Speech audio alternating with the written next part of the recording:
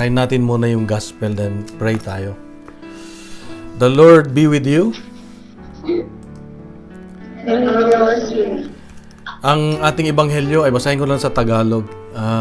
Sango sa ebanghelyo ni San Juan, John chapter 20 verses 19 to 23. Glory to you, O Lord. Kinagabihan ng linggo ding iyon, ang mga alagad ay nagkakatipon. Nakapinid ang mga pinto ng bahay na kanilang pinagtitipunan dahil sa takot nila sa mga Hudyo. Dumating si Jesus at tumayo sa gitna nila. Sumainyo ang kapayapaan, sabi niya. Pagkasabi nito, ipinakita niya ang kanyang mga kamay at ang kanyang tagiliran. Tuwang-tuwa ang mga alagad nang makita ang Panginoon. Sinabi na naman ni Jesus, sumainyo ang kapayapaan. Kung paanong sinugo ako ng Ama, gayon din naman sinusugo ko kayo.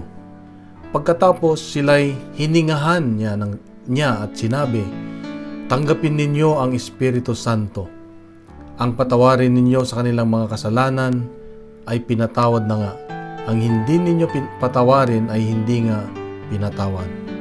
Mga kapatid, ito ang mabuting balita ng ating kaligtasan.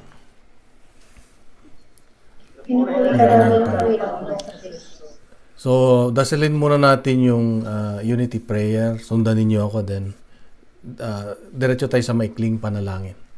Sa ngalan ng Ama at ng Anak at ng Espiritu Santo. Amen. Magandang hapon. Konnichiwa. Magandang hapon sa ating lahat. Ang ating ang araw na ito ay napakahalaga sa ating simbahan kasi ngayon ay birthday ng simbahan natin. Mamaya papaliwanag kung bakit. At sa ebanghelyo natin, nakikita ko ang tatlong mensahe na ating pagdinilayan. Una ay yung ano nga ba itong Pentecost? Pangalawa, sino ang Banal na Espiritu Santo, ang Holy Spirit? Pangatlo, paano mabuhay? How to live in Spirit. Yan. So tatlo yan. Ano ang Pentecost?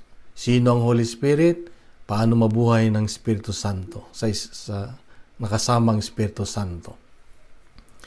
So, unahin natin ano bang itong Pentecostes. Pentecost. Itong araw na ito ay, sabi ko nga, ito yung tinatawag natin sa charismatic na Pentecost. Alam, sa buong taon, dalawa ang sineselebrate na maigi ng mga charismatic na kagaya natin. Una itong Pentecost at pangalawa yung Advent. Dahil ito ay patungkol sa Banal na Espiritu Santo. Alam niyo, ang mga charismatic, tayo ay nabubuhay tayo sa katuruan o sa buhay ng Espiritu Santo. Kaya dapat, pag ikaw ay nabubuhay sa Espiritu Santo, nakikita sa atin ang presensya ng Espiritu Santo. Mamaya, pag-usapan natin yon. Pero ang Pentecost ay galing sa Greek word na Pentecostes, na ibig sabihin 50 days mula nung nabuhay si Jesus. 50 days. 7 linggo pagkatapos mag-resurrect si Jesus. Nung linggo, celebrate natin yung pag-akyat niya sa langit. Ngayon naman ay yung pagbaba ng Banal Espiritu Santo. So, ang Pentecost na salita ay hindi ito bago kasi ito ginagamit na ng mga Jew, mga Israelites noon. At hanggang ngayon ay meron silang tinatawag na may piyesta sila ng Passover. Ito yung ginugunita nila yung kanilang liberation nila sa Egypt. Yan, kaya sinaselebrate nila yung Passover. So, Pentecost ang tawag din nila yan. Pangalo, sa atin naman, mga Kristiyano, Pentecost din, pero iba yung ating sineselebrate. Sineselebrate natin yung liberation natin from death to life. Ito yung, nung pumunta si Jesus, siya ay nabuhay, tayo na tinuring na mga patay dahil sa kasalanan, tayo nagkaroon ng buhay. Buhay na walang hanggan. So, Pentecost ng mga Jews at Pentecost ng mga Kristiyano ay magkaiba. Sa atin ay patungkol sa buhay na walang hanggan sa kasalanan. Pagkaahon sa kasalanan. So, mga kapatid, ito yung kaya sinasabi kong birthday natin ngayon ay katulad ni Adam. Ni Adan at Eva, si Adan. When God created Adam, He breathed. Hininghan niya si Adan. Kaya nagkaroon ng buhay. Ngayon, sa Ebanghelyo natin, kung nakinig kayo kanina, hiningahan niya yung kanyang mga alagad. At sabi niya, sumainyo ang Banal na Espiritu Santo. So, ibig sabihin, nagkaroon ng buhay ang ating simbahan, nabuhay ang ating simbahan. Kaya nga, birthday ng ating simbahan ngayon, ginugunita natin, sineselebrate natin. Kaya, sabihin natin sa katabi natin, happy birthday. Yan. Happy birthday. So, the church became a new life from God. Nagkaroon siya ng buhay sa Diyos. Kaya, ito yung magandang regalo ng Diyos sa atin. So, umakyat si Jesus at binigay niya yung kanyang pangako. At ang pangako niya noon ay yung sabi niya, magpapadala ako ng aking kahalili na mag-explain, magpapahayag, para maunawaan ninyo yung aking mga katuruan na hindi nyo maunawaan. At makakasama nyo siya, magpapaliwanag sa mga bagay-bagay habang kayo ay nabubuhay dito sa mundo. So marami kasi tayong mga bagay na hindi natin naunawaan. Pero because of the Holy Spirit na nasa atin, ito yung magpapaliwanag sa atin. Ito yung pinangako ni Jesus na magiging kasama natin. So, ito ang Pentecost, yung outpouring ng Holy Spirit. Tayong mga charismatic ay pagdating ng baptism in the Holy Spirit na topic na parte ng Life in the Spirit seminar, dito pinipray tayo ng mga elders natin, ng speakers natin, para gumalaw ang Banal Espiritu Santo. Yan. Ang Holy Spirit, sa mga hindi po nakakaalam pa, ay natanggap natin nung tayo ay bininyagan. Tayo bininyagan, natanggap na natin ang Banal Espiritu Santo. Ang Banal Espiritu Santo na ito ay pareho ng Banal Espiritu Santo na natanggap ng mga alagad. So, ibig sabihin, kung ano yung nagawa ng mga alagad noon, ay magagawa din natin sa tulong ng Banal Espiritu Santo. Kasi iisa. So, nasa atin, mula nung tayo bininyagan, tapos nung nakumpil tayo, confirmation, ay pinatunayan, pinagtibay, ganyan.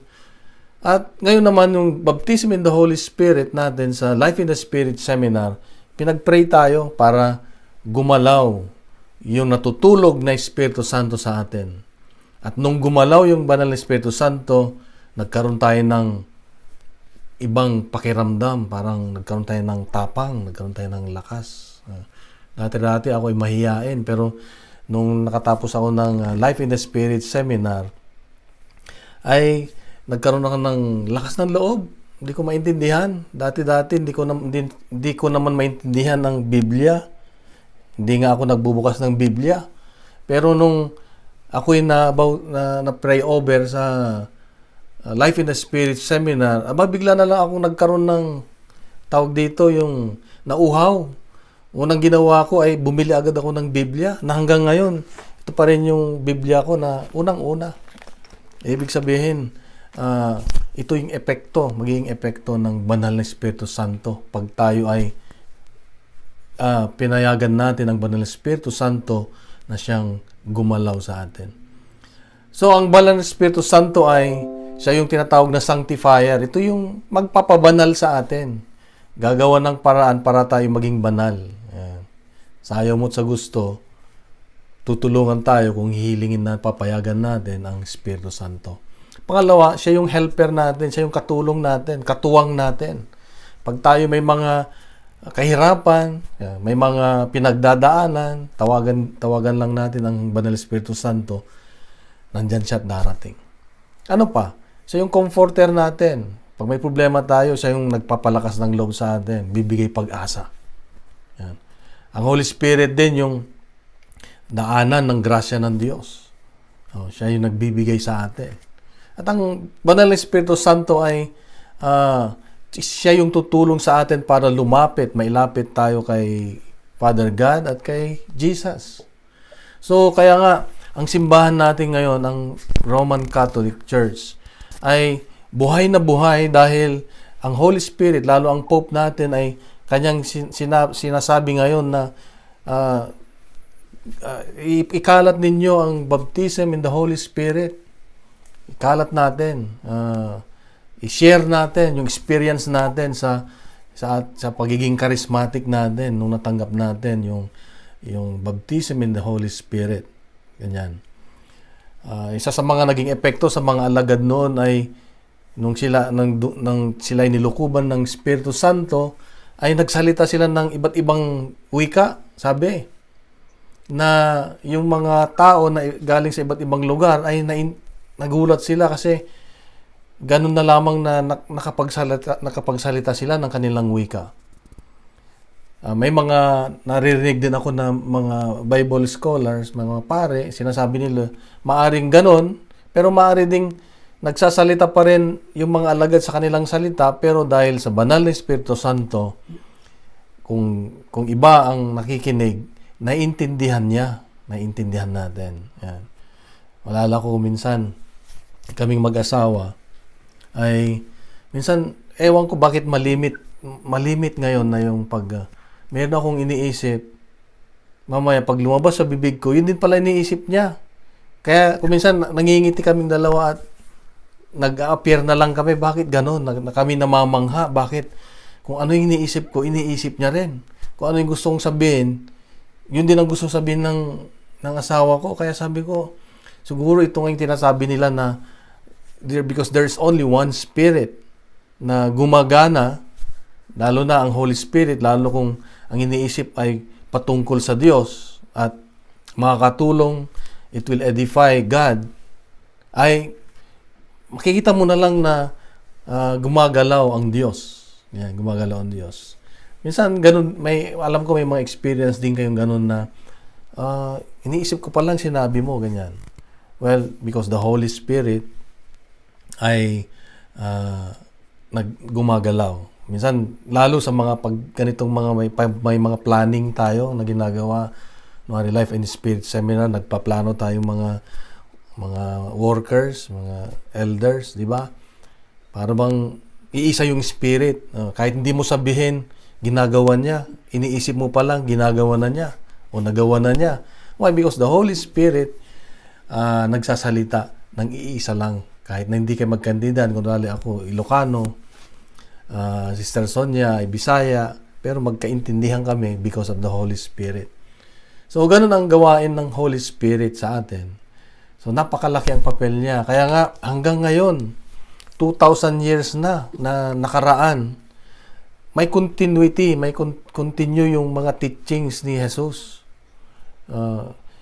Nung mga teachings hanggang ngayon ay yung pa rin yung nakukuha nating teachings niya kasi nailipat-lipat na through the Holy Spirit kaya hindi nababago.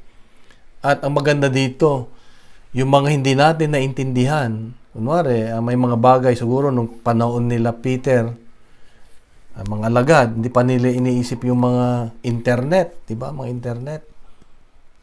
Wala silang alam ng internet. Pero ngayong panahon na to, dahil usong-usong internet, diyan lumalabas ang maraming mga bagay. Pero because of the Holy Spirit, gagamitin niya na itong mga ganito para sa panibagong katuruan ng Diyos. Gaya ng ginagawa natin ngayon. Malayo ako pero naabot ko kayo. Nakikita niyo ako. Dahil the Holy Spirit is giving us, wisdom, knowledge, para mag-evolve yung turo ng Diyos, yung gusto ng Diyos. Kaya, kung ang Diyos, sabi nga, ay kung si Jesus ay itinuro, in-explain lahat yung kanyang katuruan, ay hindi niya matatapos. Kaya hindi niya natapos. Kaya sabi niya, bahala ng Holy Spirit sa inyo. Ini-explain niya sa tamang panahon. Kaya may mga bagay sa atin na hindi natin maintindihan ngayon. Pero pagkaraan ng ilang buwan, ilang taon, doon mo lang maintindihan na naunawaan. Kasi the Holy Spirit has its own, way, own time. Kaya wag tayong lumayo sa Banal na Espiritu Santo kasi darating ang time na maintindihan din natin. So, ang Holy Spirit, sabi ko nga, ang siyang magiging helper natin. Yun ang trabaho niya sa atin. Magiging tagapag-explain. Yan. So, merong mga regalo. Gusto ko lang pahapyawin kung ano yung mga regalo. The 7 gifts of the Holy Spirit. Basahin niyo lang sa Isaiah chapter 11 verse 2. The 7 gifts of the Holy Spirit. Ito yung wisdom, karunungan, understanding, yung pangunawa, counsel, yung paggabay, fortitude, kalakasan, knowledge, karunungan, kaalaman, piety, at saka fear of the Lord. Yan. Ito yung mga magiging regalo ng Diyos sa'yo. Matatanggap mo pag ang Banal na Espiritu Santo ay gumalaw, payagan mong gumalaw sa iyong buhay. Kunwari, wisdom. Pag ang Banal na Espiritu Santo ay gumagalaw sa buhay mo, madali mong malaman yung tama at mali. Makikita mo agad, ay mali yan, ay tama to. So, magagawa mo yung tama. Wisdom. Yan. Wisdom. Di ba, malala nyo si King Solomon?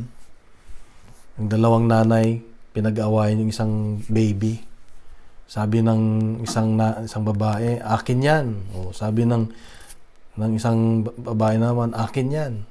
So, para binigyan ng Diyos si Solomon ng wisdom, okay, ganito gawin natin. Hatiin natin ang baby. O. At lumabas kung sino yung nanay, yung totoong nanay. Kasi yung totoong nanay, ayaw niyang ipahati yung baby. So, magkakaroon tayo ng wisdom pag meron tayong Banal na Espiritu Santo kasama natin. At meron ding bunga, the fruits of the Holy Spirit. Sa ating simbahan, yung tradition of the church, merong nalikom na 12 na fruits of the Holy Spirit. 12. Nadagdagan, di ba? Ang alam natin, 9, Siyam, Galatians chapter 5, verse 22-23. Pero meron pa sa ibang parte ng Bible na merong bunga ang Banal na Espiritu Santo. Actually, marami pa. Hindi lang nilagay ng lahat, pero ang simbahan natin, binuo nila 12. Yung charity, joy, peace, patience, kindness, goodness, generosity, ang tawag, gentleness, self-control, faithfulness, modesty, saka chastity. Yan yung mga 12 na bunga ng Banal na Espiritu Santo. So, itong Banal na Espiritu Santo ay, pag ikaw ay charismatic na tayo, ay alam natin naiintindihan na natin yung paggalaw ng Banal na Espiritu Santo. Naiintindihan natin kasi ina-explain din sa ating Life in the Spirit seminar. Ang kailangan lang ay i-develop natin yung relasyon natin sa Banal na Espiritu Santo. Develop. Pag sinabing develop relationship ay dapat gagawa ka ng paraan para lalo mong makilala ang Banal na Espiritu Santo at gumalaw sa iyong buhay. Lagi mo ba siyang kinakausap? Yan. O hindi mo pinapansin ang Banal na Espiritu Santo? Nasa iyo. Nasa atin. Kailangan kausapin natin lagi. Sabihin natin, nandiyan ka ba? Hey, ganun. So, pwede natin kausapin na parang kaibigan natin ang Banal na Espiritu Santo. Pag wala kang makausap sa buhay, kausapin mo siya. Pag di ka makatulog, kausapin mo siya. Sabihin mo, hindi ka makatulog. Ganun ginagawa ko. Pag hindi ako makatulog sa gabi, kinakausap ko, Holy Spirit, hindi ako makatulog. Tulungan mo naman ako, patulugin mo ako, ganyan. So, may mga desisyon sa gagawin, lalo sa pamilya, ganyan, meron kang didesisyonan, tawagin mong Banal na Espiritu Santo. Holy Spirit, gabayan mo naman kami, o gabayan mo naman ako sa aking plano. Kasi pag tinatawag natin ang Banal na Espiritu Santo, gumagalaw siya. Pinapayagan natin, binibigyan natin siya ng pagkakataon na siya ang gumalaw, siya ang manguna sa ating buhay. At makikita mo yung bunga. Yung bunga. Kunwari, ang pinagpipray mo ay, Holy Spirit, tulungan mo naman akong magkaroon ng kapayapaan. Yan. Bibigay sa'yo kasi bunga yun, bunga ng Banal na Espiritu Santo. O, bigyan mo naman ako ng karunungan, kaalaman na maintindihan ko itong binabasa ko sa Bible, ganyan. Bibigyan ka. Basta tawagin mo ang Banal na Espiritu Santo. So, tayo pa namang mga charismatic ay nag-focus tayo sa gifts of the Holy Spirit.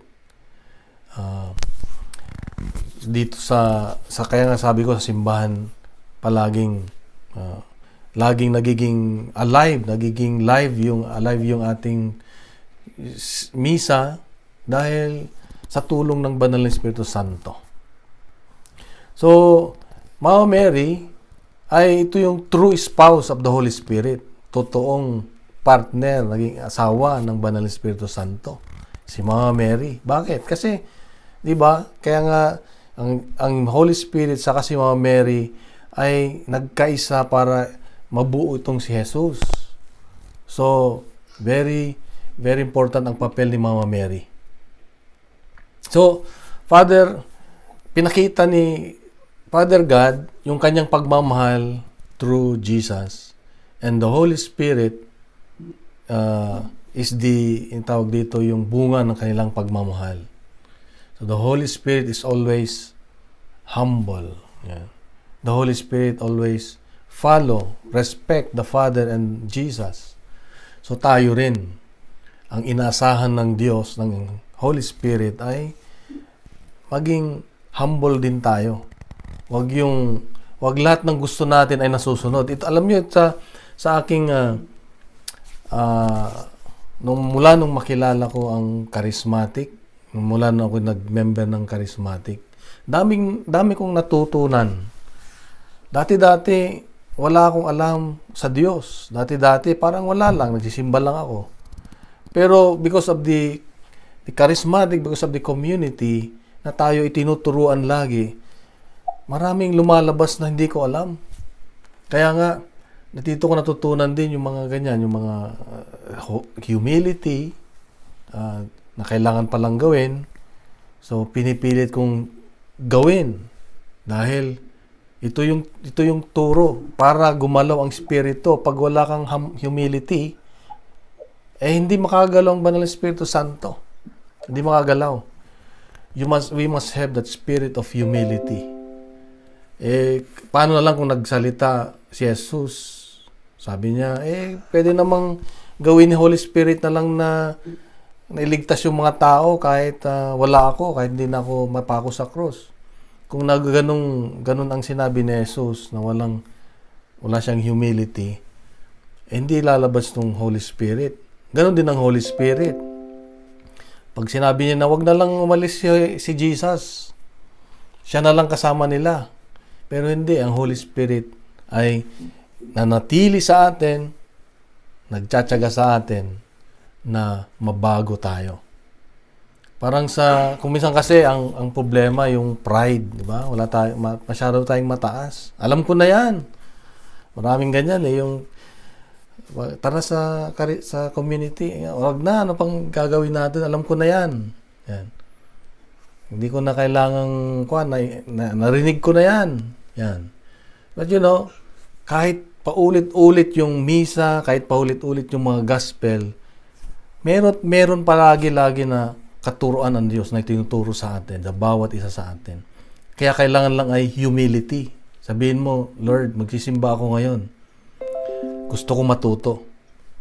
Alam mo na yung gospel, na yun na naman yung gospel, prodigal son na naman. Pero pag naging humble ka na, Lord, kausapin mo ako, siguradong iba na naman yung ituturo ng Diyos sa atin. Kaya, ang pride, number 1 yan nakalaban ng Spirit, ng Holy Spirit sa atin. Parang sa yung pag hindi maganda yung relasyon, parang sa mag-asawa, di ba? Sa mag-asawa. Sabi nila sa unang pagkasal pa lang, Ang inaawit daw nila yung purihin ng Diyos. Purihin ng Panginoon. Yung mga pagkakasal pa lang. After 5 years, iba na yung panalangin. Sabi niya, Panginoon, maawa ka. Maawa ka na, 5 years eh. Nagmamakaawa na. After 10 years, ano na yung awitin? Wala, sabi niya, kunin mo, Diyos. At kunin mo na yung kanta, biruin mo.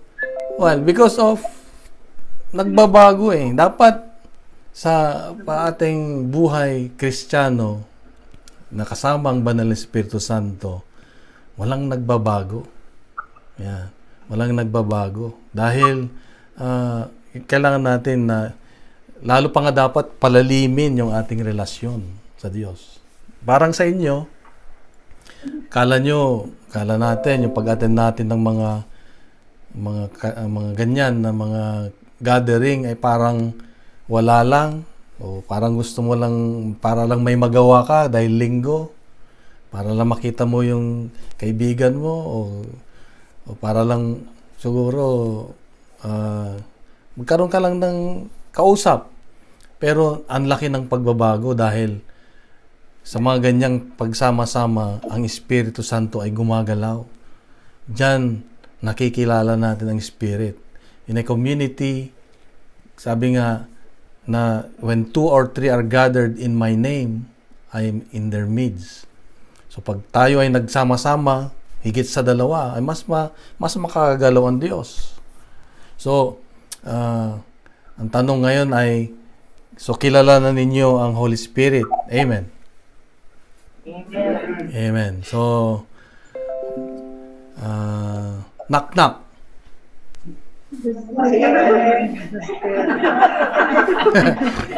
Oh, yun na yun. Knock, Holy Spirit. Oh. Sabi niya, Holy Spirit who? So, hindi niya alam.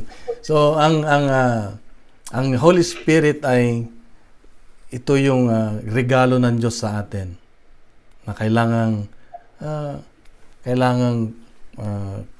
palalimin natin, kilalanin natin ang Banal na Espiritu Santo.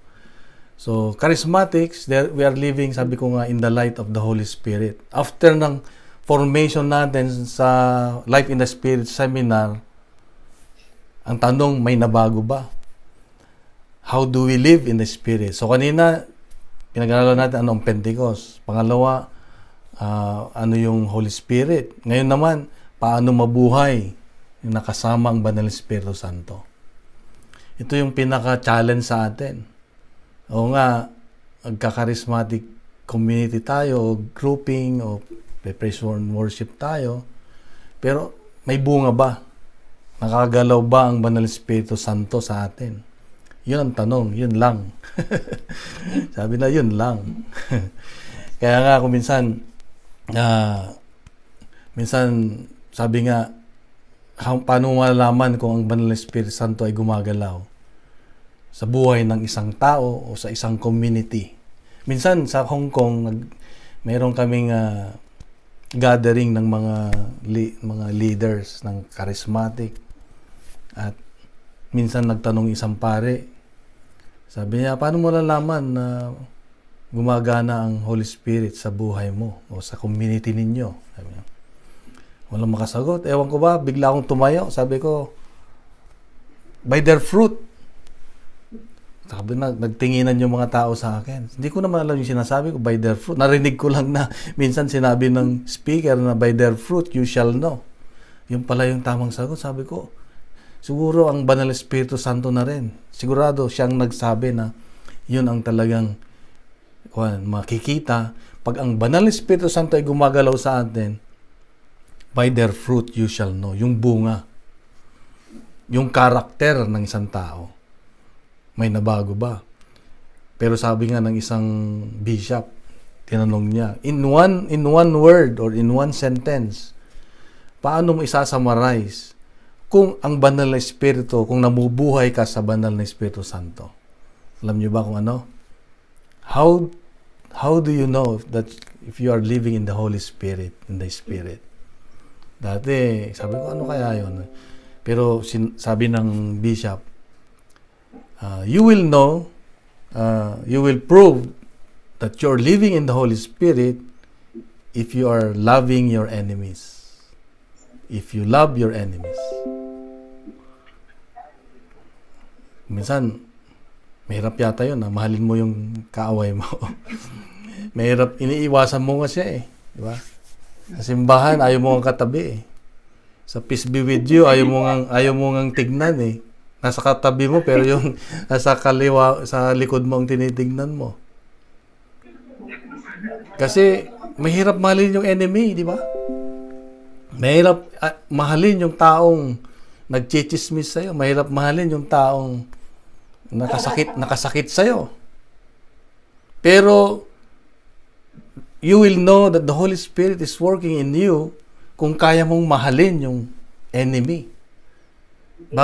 Bakit ko nasabi? Kasi yan yung ebanghelyo natin ngayon eh. Tingnan natin. Basahin ko ulit. Sa Tagalog. Sabi niya, pagkatapos sila'y hiningahan niya at sinabi, tanggapin ninyo ang Espiritu Santo. Ang patawarin ninyo sa kanilang mga kasalanan ay pinatawad na nga. See? Ang unang, pag tinanggap natin ang Banal na Espiritu Santo, ang unang expectation ni Lord ay makapagpatawad ka. Kung hindi ka makapagpatawad, you're not living in the Holy Spirit. You're living in your own. Kaya ang daming gulo sa mundo ngayon kasi ang iniisip lagi yung me. Ako tama. Ako yung dapat. Ako dapat. Ganyan. Pero tanggalin mo yung me. Wala sanang problema sa mundo, di ba? Para sa mag-asawa. Pag sinabi ng asawang lalaki, ako dapat masunod kasi ako lalaki. Tanggalin mo yon at magkaunawang kay mag-asawa. Wala sanang divorce. Wala sanang away. Wala sanang paghiwalay. Kasi nga, alam ni Lord na ang isa sa mga magiging problema pag nag-mission na sila ay maraming aaway sa kanila. Diba? So, tanggapin ninyo, sabi niya sa mga alagad niya, ang Banal na Espiritu Santo, pero magpatawad, mahalin nyo ang inyong mga kaaway, patawarin nyo sila. Ibig sabihin, paglabas nyo pa lang dito sa lugar na ito, ay talagang marami nang aaway sa inyo dahil sa pagsunod nyo sa akin. Which is totoo. Diba? Sila ay kung anong pinagbibintang sa kanila, sila ay kinulong, sila ay pinatay. Ang turo ng Diyos, mahalin mo ang iyong kaaway. Mahalin mo. So, pag ganun pala, pag nabubuhay tayo sa Banal na Espiritu Santo, wala kang iniindang sama ng loob, hinanakit. Hindi dapat tumitimo sa puso mo yon. Dahil hindi makakagalaw ang Banal na Espiritu Santo at ito ang number 1 na hiningi ni Jesus. Magpatawad ka. Sa ating community, kaya kung minsan hindi makausad ang Holy Spirit, ang ating community, minsan may mga ganyan may mga hidwaan, may mga pagsubok na dumarating para matest tayo, para matest yung ating relasyon sa Holy Spirit. Hanggang hindi mo na i-release yung sarili mo, hindi mo sinasabi kay Holy Spirit na, Lord, ikaw na ang bahala. Hindi makagalaw ang Banal Espiritu Santo. Meron kang galit sa asawa mo o sa kapatid mo. Yan. Mahirap yon. Sa pamilya, pag naging kalaban mo, yung kaaway mo, yung pamilya mo, tapos nagse-serve ka, hindi ka titigilan ng Holy Spirit. Sasabihin niya, oy, huwag kang pakyot. Serve ka ng serve, pero hindi mo kinakausap yung kapatid mo. Hindi pwede yan. Parang ganun ba? Ang Holy Spirit ay hindi tayo titigilan. Hanggang pagtulog, hanggat hindi ka sumusurrender, hanggat hindi ka naghahambol, di ba? Hindi ka titigilan. Kaya nga, na-realize ko, sabi ko, pag nag-charismatic ka pala, at nandyan na yung Holy Spirit, ay talagang nandyan na sinusundan-sundan ka ng Holy Spirit na, oy, hindi tama yung ginagawa mo, oy, hindi ayon yan sa gusto ni Lord. ng Diyos. Ganyan. Kaya, ang hiniling ng Diyos ngayon ay payagan natin na gumalaw ang banal na Espiritu sa buhay natin. Gusto niya tayo magkaroon ng kagalakan at kapayapaan. Ayaw niya tayo ay nakatanikala. Ayaw niya tayo nakabilanggo sa kalungkutan, sa hirap. Gusto niya malayang ang banal na Espiritu ay gumagalaw. Di ba ang bunga, sabi nga, ay kagalakan. Ang Holy Spirit, pag pinapayagan mo, mayroon kang galak, mayroon kang kapayapaan, mayroon kang pasensya. Yan, mayroong pasensya. Kaming minsan na kanina nakikinig ako sa talk ng isang bishop. Kasama ko yung aking special na anak, si Charmaine. Nagda-drive ako, sinits ko yung sermon. Nandun siya nakikinig. Tagalog yung salita ng bishop, pero naintindihan niya. So, sabi ng bishop, pag nasa iyo ang banal na Espiritu Santo, kailangang tanggalin mo na yung mainitin ang ulo mo. Sabi ng anak, yung special na anak ko, oh, that's me, Dad. I mean, that's me. So alam niya, naintindihan niya. Tapos, pag nasa iyo ang banal na Espiritu Santo, kailangan magpasensya ka. Ay, that's me. Sabi na naman niya. Sabi ko, naintindihan niya pala. That's me. Okay, so what you will do? Sabi ko, mag-pray. Sabi niya. O, di alam niya. Tapos, nung sabi niya, meron siyang sinabi na, minsan naglulukong kaming mag-asawa. Sabi ng misis ko, parang tinatamad akong pumasok ngayon. Dad, sabi niya, kasi pagod ako. Tapos sabi ng bishop, pag nasa iyo ang Holy Spirit, huwag kang tatamad-tamad. Sabi niya, oh, that's my mom. Sabi niya, that's my mom. Sabi, oh my God. Sabi ko, so, ang ibig ko lang sabihin ay, the Holy Spirit ay always make us to become a better person. Yun ang trabaho niya. Paliwanag niya lahat, pero bibigyan tayo ng kapangyarihan na maging mas mabuti pang nilalang, mas mabuting tao. Kaya nga, makakangiti ka ng maayos, makakangiti ka ng mapayapa, yung mata mo nakakangiti ng maganda.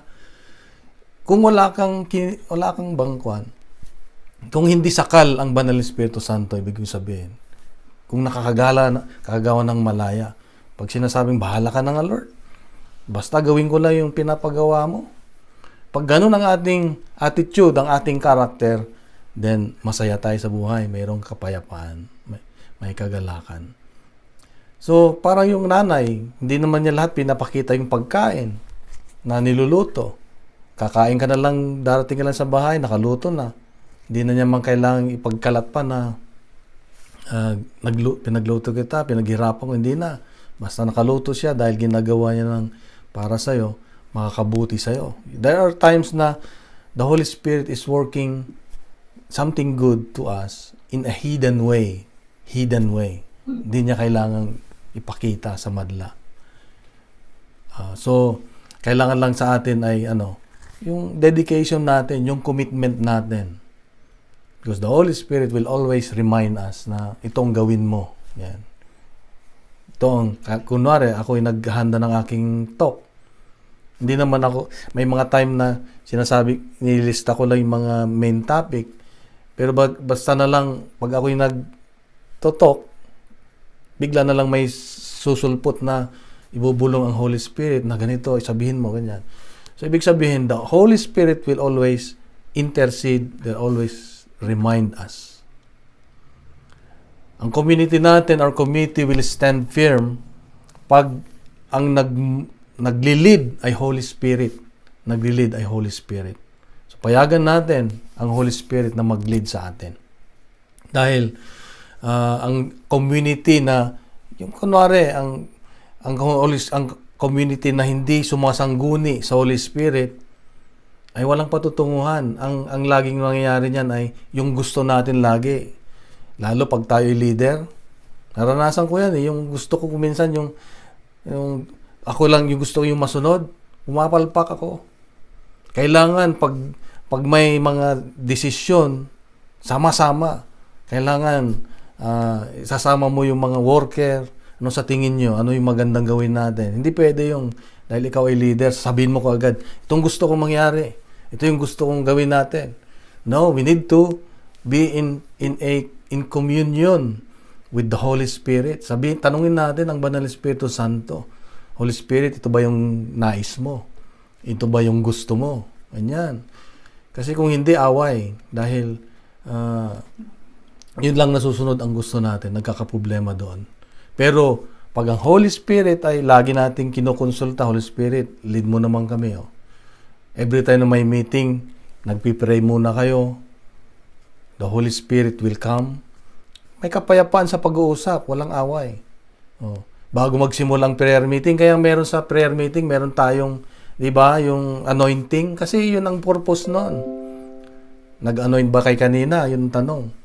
Kung wala, gawin niyo bago mag-prayer meeting, bago magsimula ang ating prayer meeting, anointing ng mga magsaserve. Cleansing, anointing, asking the Holy Spirit to lead. So, ito yung ating ito yung mensahe ng Diyos sa atin na we need to be receptive. Pag natanggap natin ang Banal na Espiritu Santo, kailangan din nating ibahagi. Ibahagi natin ang naranasan natin. Ibahagi natin yung pagmamahal ng Holy Spirit. Kung ano yung nararamdaman natin, natanggap natin, ibahagi natin. Hindi pwedeng itago natin. Pag naramdaman mo na masaya ka, may kagalakan ka dahil sa Holy Spirit, share it. Kaya meron tayong sharing na tinatawag dahil ito yung pagkakataon na ipagyabang mo ang ginawa ng Diyos na mabuti sa iyong buhay. So, kapatid, marami ang magagawa ng Holy Spirit sa atin. Kasama na natin ang Diyos lagi. Nandyan siya. Pero dapat tandaan natin, we need God. Hindi natin kayang baguhin ang sarili natin. Hindi natin kayang baguhin ang iba. But the Holy Spirit can. We need God. Hindi natin kayang gawin ang isang bagay na hindi mo pwedeng sabihin, kaya ko na yan, alam ko na yan. No, hindi, kasi always ask the Holy Spirit, always ask God to help us. Pag hindi mo hinihingi ang Diyos, ang tulong ng Diyos, doon tayo pumapalpak, doon ka pumapalpak. Makita mo na lang, bakit pumalpak yung ginawa ko? Bakit ako may kasalanan? Well, baka nagkulang ka sa pagtawag sa Diyos. Parang sa mag-asawa, bakit kami naghiwalay? Baka nagkulang kayo sa pagtawag sa Diyos. Baka dinesisyon nyo na lang na gihiwalay na kami dahil ganyan. Kailangan ng Holy Spirit tawagin lagi na kung tama nga ba itong gagawin natin. So, remember, ano man yung responsibilidad natin ngayon, ano man yung binigay ng Diyos na biyaya mo ngayon, ay lagi mong idulog sa Diyos. Lord, ano bang gagawin ko dito?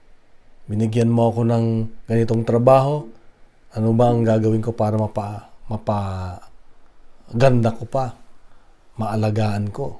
Ganun dapat. Laging nakakonsulta sa ating Holy Spirit. And for sure, the Holy Spirit will always lead us para sa ating ikabubuti. Hindi yung gusto natin na gusto ko ito, Lord, gusto ko yan, hindi na. Pag Holy Spirit ay pinapayagan natin, ito ang gusto ko, Lord, pero kung ikabubuti ko, ibigay mo. Pag hindi ko ikabubuti, wag na lang. Huwag kang pumayag na mangyari sa akin. Ang gusto kong mangyari, yung gusto mo. Yan. Ang gusto kong mangyari ay yung nandun ka sa aking mga desisyon. So, kapatid, ito yung ating pagnilayan. Ang tanong, pinapayagan ba natin ang Holy Spirit na gumalaw? Ang tanong, ang bunga ba ng Holy Spirit, the fruit of the Holy Spirit, na joy, peace, patience, kindness, goodness, gentleness, yung mga yun ba, 9 o 12, ay nakikita na ba sa atin? Pag hindi pa nakikita, yun ang ipagdasal natin kay Lord. Lord, tulungan mo ako. Ako, patuloy pa rin nagdarasal. Lord, tulungan mo ako na magkaroon ako ng bunga sa ganito. Kasi kilala ko sarili ko eh. Kilala ko kung kailan ako pumapalpak. kilala kung kailan ang banal na espiritu ay hindi nakakagalaw sa buhay ko. Kapatid, pare-pareho tayong may pagkukulang, pare-pareho tayong mahina. Kaya kailangan natin ang banal na espiritu, ang Diyos sa buhay natin. Without Him, we are nothing. Amen. Amen. So, kapatid, dasalin natin yung prayer to the Holy Spirit. Malala niyo pa yon? Sundan ninyo ako at ililid ko kayo. Alam ko, alam niyo yon. So, sa ngalan ng Ama at ng Anak at ng Espiritu Santo. Amen.